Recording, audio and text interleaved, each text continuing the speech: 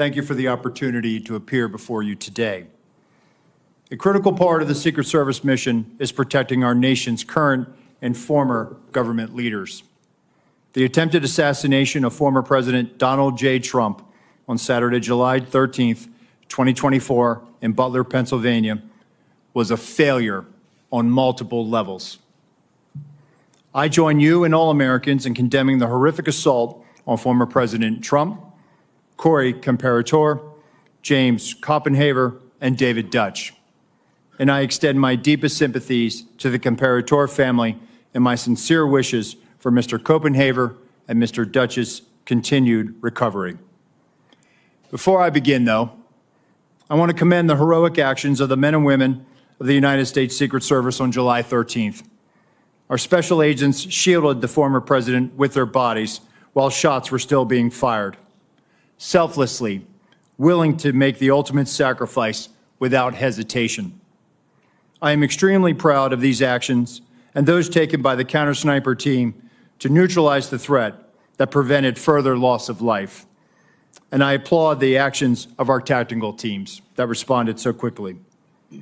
I would also like to express my gratitude to our federal, state, and local partners. We rely on these critical relationships, which have developed over decades of daily collaboration to secure protective events and conduct criminal investigations. As you're aware, there are multiple ongoing investigations of the attack and the security failures that occurred that day. I pledge my full support to those inquiries so the Secret Service, your committees, and the American people have a thorough and complete understanding of what happened leading up to and during July 13th. I will not wait for the results of those findings to assess where we failed that day. I have taken and will continue to take immediate steps to ensure we do not repeat those failures. Since my appointment as the acting director 1 week ago, I identified gaps in our security on July 13th and have implemented corrective actions. One of my first actions as acting director was traveling to the Butler Farm Show site to better understand how our protection failed. I went to the roof of the AGR building where the assailant fired shots, and I laid in a prone position to evaluate his line of sight. What I saw made me ashamed. As a career law enforcement officer and a 25-year veteran with the Secret Service, I cannot defend why that roof was not better secured. To prevent similar lapses from occurring in the future, I directed our personnel to ensure every event site security plan is thoroughly vetted by multiple experienced supervisors before it is implemented. It is clear to me that other protective enhancements could have strengthened our security at the Butler event. As such, I have directed the expanded use of unmanned aerial systems at protective sites to help detect threats on roofs and other elevated threats. I've also directed resources to facilitate our protective site communications, particularly our communications with our state and local partners. In addition, I have instructed the asset request for Secret Service protective details to be approved expeditiously and have ordered the maximum use of requested personnel at protective sites to address this heightened security environment. I've heard your calls for accountability, and I take them very seriously. And given the magnitude of this failure, the Secret Service's Office of Professional Responsibility is reviewing the actions and decision-making of Secret Service personnel in the lead-up to and on the day of the attack. If this investigation reveals that Secret Service employees violated agency protocols, those employees will be held accountable to our disciplinary process. With respect to congressional investigations and requests for information, I instructed my staff to provide full cooperation and respond expeditiously on a continuing basis to ensure you have the information you need to conduct your critical oversight. In my testimony before you today, I will provide details on the Secret Service's advanced security planning for the Butler Farm Show site. Facts as we know them regarding the incident itself, known breakdowns in executing the security plan, and corrective actions that the agency is taking to ensure that nothing like this happens again. But I do not believe that inadequate time to plan for this event was a factor in the failure. As you saw in my written statement, I am prepared to provide an overview of the security planning leading up to and during the July 13th attack. However, I would like to point out that based on what I know right now, neither the Secret Service counter-sniper teams nor members of the former president's security detail had any knowledge that there was a man on the roof of the AGR building with a firearm. It is my understanding those personnel were not aware the assailant had a firearm until they heard gunshots. Prior to that, they were operating with the knowledge that local law enforcement was working an issue of a suspicious individual prior to the shots being fired. I regret that information was not passed to Congress and the public sooner with greater frequency. And I fear this lack of information has given rise to multiple false and dangerous conspiracy theories about what took place that day. And I want to debunk these theories. Let me address one conspiracy directly. The Secret Service counter-sniper neutralized the assailant within seconds after the assailant fired his weapon. That counter-sniper had full discretion to use deadly force to stop an attacker and did not need to seek authorization to fire. I am immensely proud of the selfless dedication of our employees to the mission. Every day across the globe, the men and women answer the call to protect our nation's leaders, and the standard is no fail for a reason.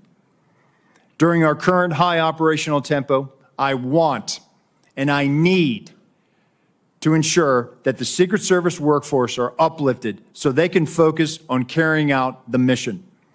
They have my full support, and I'm confident in their abilities to ensure the safety and security of the people we protect. They are worthy of trust and confidence, and they deserve your support as well as the support of the American people. Chairman Peters, Chairman Durbin, Ranking Member Paul, Ranking Member Graham, and members of the committees, thank you for the opportunity to testify at this joint hearing. I will submit the remainder of my statement for the record, and I will answer your questions. Thank you, Mr. O. Our second witness is Paul Abate. Mr. Abate is the Deputy Director of the Federal Bureau of Investigation at the Department of Justice. In this role, Deputy Director Abate oversees all FBI domestic and international investigative and intelligence activities. Prior to his appointment as Deputy Director, he has had a distinguished 3 decades within the FBI leading counterterrorism efforts, and most recently as the Associate Deputy Director of the FBI, where he's responsible for the management of all FBI personnel, budget, administration, as well as infrastructure. Mr. Abate, thank you for appearing before the committee here today. You are recognized for your opening remarks. Thank you, sir. Good morning, Chairman Peters and Durbin, Ranking Members Paul and Graham, and distinguished members of the committee. It is a privilege to appear before you today to discuss the FBI's investigation of the attempted assassination of former President Trump on July 13th in Butler, Pennsylvania. Before going further, I want to again offer my and our condolences to the victims of this heinous attack, to the family and loved ones of heroic firefighter and father Corey Comparator, to Mr. Dutch, to Mr. Koppenhaver, who continue to recover, and to former President Trump, who was also struck by a bullet fired from the shooter's rifle. Our thoughts and prayers are with each of them and their families and loved ones. Within minutes of the attack, the FBI field office in Pittsburgh, Pennsylvania, received notification of the assassination attempt and responded to the scene immediately with a surge of resources, quickly moving forward on the investigation. From the outset, the FBI has been investigating this attack as an assassination attempt and an act of domestic terrorism.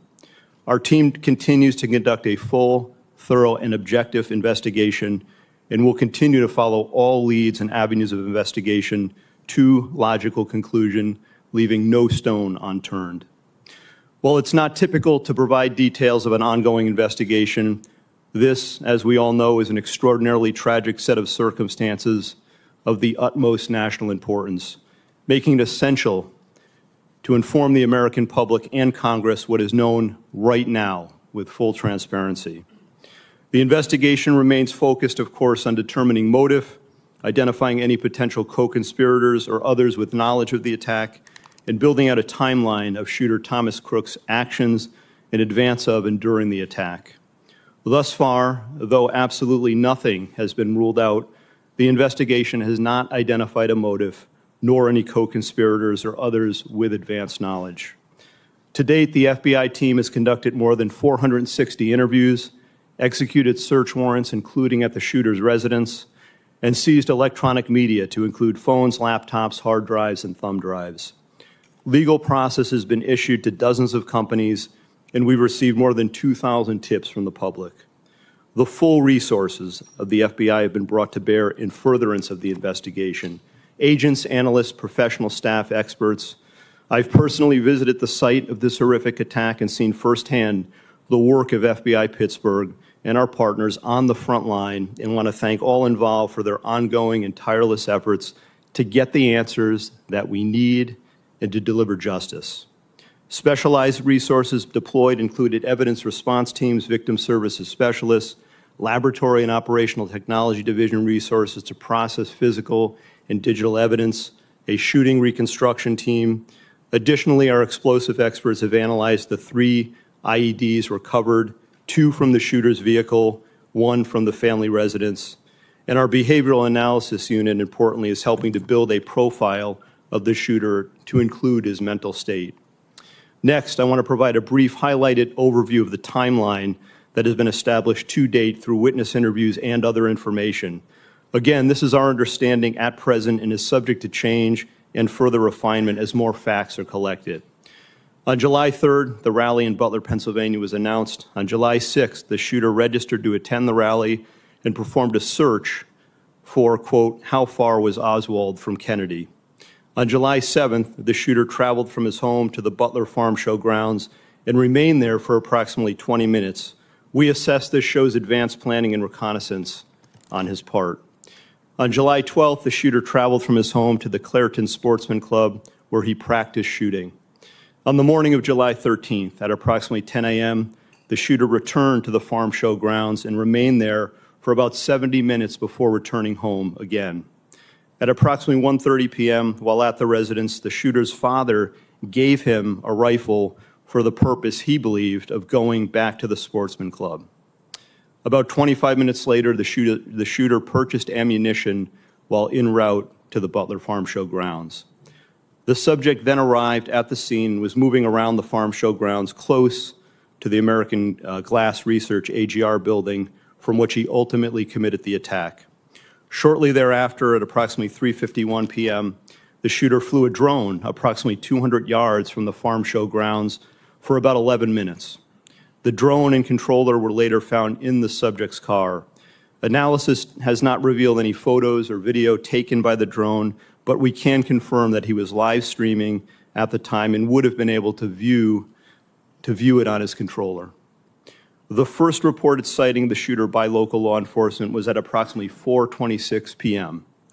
At approximately 5:10 p.m., the shooter was again identified by local law enforcement as a suspicious person around the AGR building.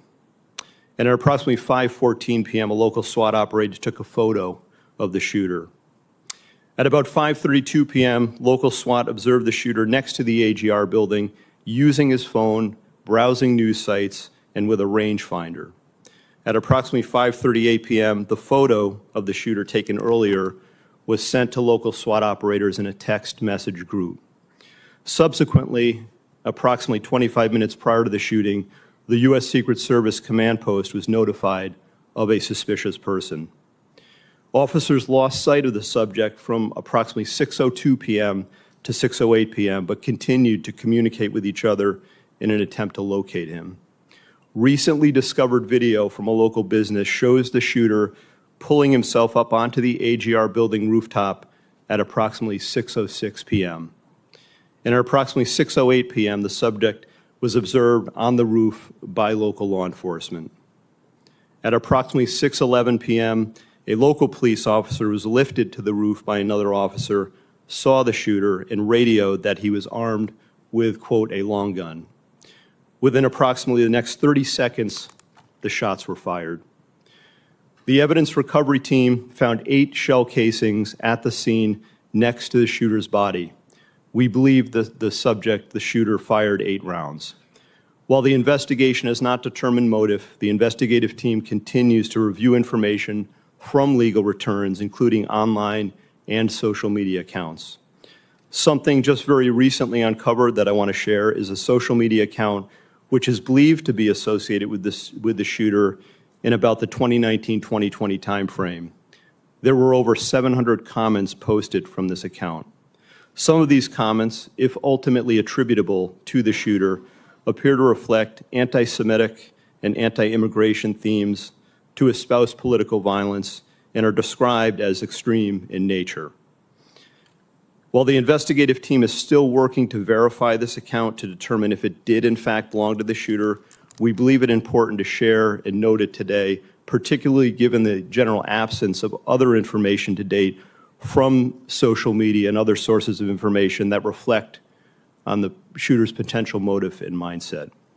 These are the facts, in part, that the investigation has revealed to date. While the shooter is dead, our work is very much ongoing and urgent. Thank you, and I look forward to answering any and all questions.